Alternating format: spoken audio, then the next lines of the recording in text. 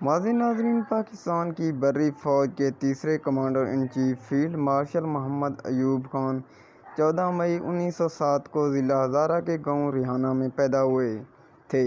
1922 میں میٹرک کرنے کے بعد علی گڑھ چلے گئے۔ وہاں سے فارغ التحصیل ہونے کے بعد رائے ملٹری کالج سینڈ ہرس انگلستان سے فوجی تعلیم حاصل کی اور 1928 میں کمیشن حاصل کیا۔ دوسری جنگ عظیم کے دوران ایوب خان نے برما کے محاذ پر خدمات سر انجام دیں۔ 1947 میں کرنل کے عہدے پر ترقی ملی۔ قیام پاکستان کے بعد انہیں بریگیڈیئر بنا دیا گیا۔ دسمبر 1948 میں وہ میجر جنرل بنا دیے گئے اور ان کی تعیناتی مشرقی پاکستان کر دی گئی۔ 1950 میں وہ ایڈجوائنٹ جنرل بنائے گئے اور 17 جنوری 1951 کو پاکستان کی بری فوج کے پہلے پاکستانی اور مسلمان کمانڈر ان چیف کے عہدے پر فائز ہوئے۔ 1954 میں جب محمد علی بوگرا نے گورنر جنرل کی دعوت پر نئی وزارت تشکیل دی تو اس میں اسکندر مرزا اور ایوب خان کو بھی شامل کیا گیا تھا۔ یوں جنرل ایوب خان پاکستان کے وزیر دفاع بن گئے۔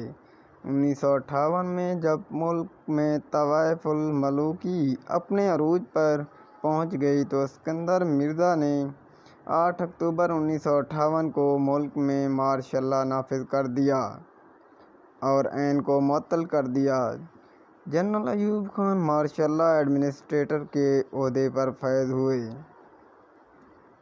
24 اکتوبر 1958 کو جنرل ایوب خان وزیر اعظم بنا دیے گئے، لیکن فقط 3 دن بعد 27 اکتوبر 1958 کو انہوں نے صدر اسکندر مرزا کو معزول کر کے صدر اور چیف مارشل لا ایڈمنسٹریٹر کے اختیارات سنبھال لیے۔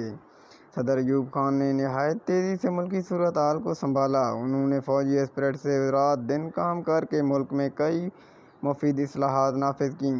27 اکتوبر 1959 کو فوج نے جنرل ایوب خان کو ملک کا اعلیٰ ترین فوجی عہدہ فیلڈ مارشل پیش کیا۔ اسی روز ملک میں بنیادی جمہوریت کا نظام نافذ کر دیا گیا۔ 27 فروری 1960 کو فیلڈ مارشل ایوب خان ملک کے صدر منتخب ہوئے۔ 8 جون 1962 کو انہوں نے مارشل لا کے خاتمے اور صدارتی طرز حکومت کے نئے آئین کے نفاذ کا اعلان کیا۔ پھر بنیادی جمہوریت کے نظام پر مبنی صدارتی انتخابات منعقد ہوئے جس میں ایوب خان نے کامیابی حاصل کی۔ ستمبر 1965 میں جب بھارت نے پاکستان پر جارحانہ حملہ کیا تو پوری قوم ایوب خان کی قیادت میں سیسہ پلائی دیوار بن گئی۔ حملہ آور پڑوسی ملک کو شکست کا سامنا کرنا پڑا اور اقوام متحدہ کی مداخلت پر جنگ بندی ہو گئی۔ جنوری 1966 میں تاشقند کے مقام پر پاکستان اور بھارت کے درمیان مذاکرات کا ایک معاہدے پر دستخط ہوئے جس سے دونوں ملکوں کی افواج جنگ سے پہلے کی پوزیشن پر واپس چلی گئیں۔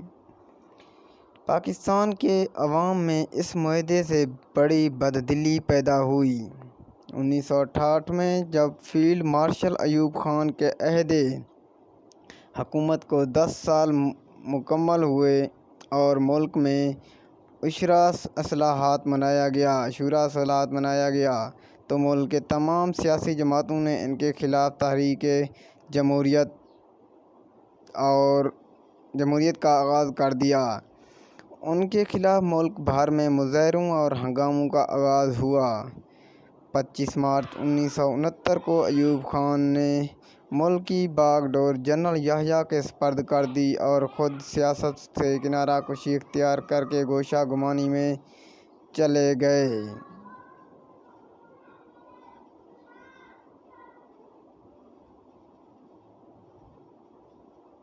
Field marshal Muhammad Ayub Khan 20 April 1974 کو اسلام آباد میں وفات پا گئے اور اپنے آبائی گاؤں ریحانہ میں دفن ہوئے۔